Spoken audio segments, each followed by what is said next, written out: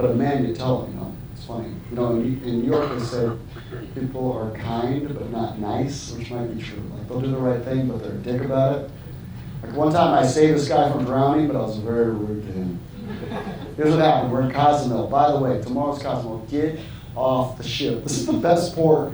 Do something. Go do anything. Go, knock off Viagra. Do something. And I'm an L-sit, and I like to get in the water, and I'm floating around. I'm not saying I'm fat, but I float. I'm floating around. And there's a guy pretty far out, about 30 yards out, and there's a guy yelling at me. Not in English, not in Spanish, nothing I speak. I don't know what. I don't know. And I'm like, what do you want? And he just keeps yelling at me. And I'm like, I can't understand when your face is in the water. And finally he gets out like, help, oh shit.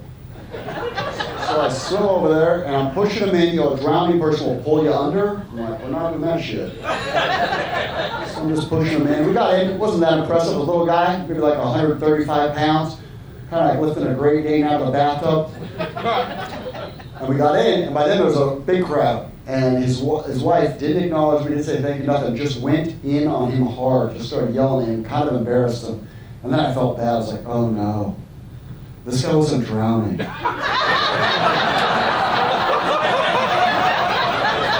felt how to escape this woman. So I did the right thing. I had to push him back in.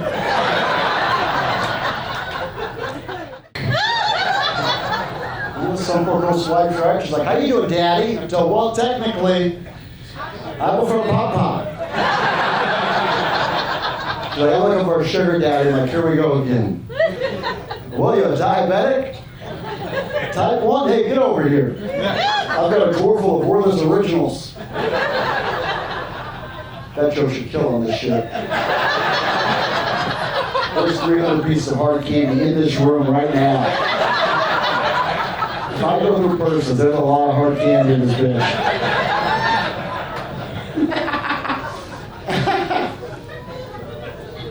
I'm just teasing Grace, and I hope I would never, it is funny how I was like nice to her, rude to him. I don't know why I did that. I don't know, right? You're like nicer to women than you are to men. Something about, I don't know, the way you're raised or something. Here's the newest thing that drives me crazy. They always book these airline tickets last minute. And so I'm sitting in a middle seat next to the toilet, and I'm not saying I'm big, but I'm touching people on both sides. And I'm traveling in shorts, and I'm a sweaty little bitch. And a woman will sit down next to me, cross her legs, and put the bottom of her shoe on my naked leg. It's gross. And I was telling my buddies about it. He's like, what do you do? I'm like, I do the same thing I do anytime a woman walks all over me. I said nothing. And then I offered a ride home from the airport on a scooter. I used to tour Canada and they used to have a place called Yuck Yucks, and I used to tour. Thank you. And Canadians are like so nice. They're just like, oh yeah. First time I was there, people are holding up doors for each other. Come on. Some guy held up a door for me like 150 feet in front of me. I had to like run over there. I wasn't even going that direction. It's like, I guess I'm going to the lady doctor today. To have her look at my hoo-ha. Well, this next joke, you need to know I'm deaf in my right ear. So I go down there, they have drive-up tellers in Florida. Pretty cool. We don't have this in New York City. Cool, save a little time. I go to this drive-up teller. And I'm like, hey, I want to deposit this check, $100, not much, what the gig paid. Nothing's paying right now. And I'm down in Miami, which has this whole kind of Rico Suave thing happening. So this guy's like, what happened? Oh, okay, it's a $100 check, not a lot, gig's not paying, here's my debit card, please put this in my account. And he's like, what happened? Well, now I think he's making fun of me, like, buddy, I don't know what you want from me, you're right. I should have listened to my dad, I could have been a doctor. Here I am, $100, put in my account. And he goes, this is a CVS drive-thru. And then I said, what happened? So I did write kind of a best-selling book about my son who's severely autistic, who's 26 now, and big man.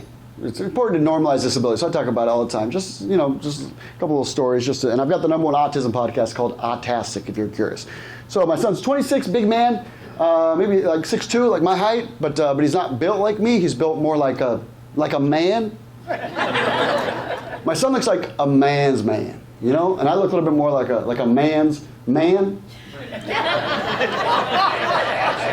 It's a punctuation joke. My son looks a little bit like if you punch him in the face, you'll make him angry. And I look a little bit more like if you punch him in the face, you'll just make my boyfriend angry. Big man. He's like 3 or 4 in his mind. He's what's called nonverbal. He can say like 3 things. No, I don't want to, and I gotta eat. That's all he says. And we walk around in a store, walk around arm in arm. It's like that. One of his legs kind of turned in a little bit. He drags it. He's got a little pimp walk. And so he loves IKEA. So we're at IKEA, and I love coffee.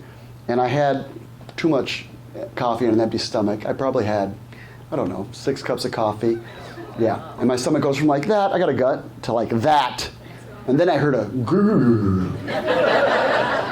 I'm going to have to take a shit. You 2 kids are young, and when you're young in your 20s, you shit when you want to shit. Because your sphincter's very tight. But every person around you who laughed that's older knows, as you get older, sometimes you just have to take a shit.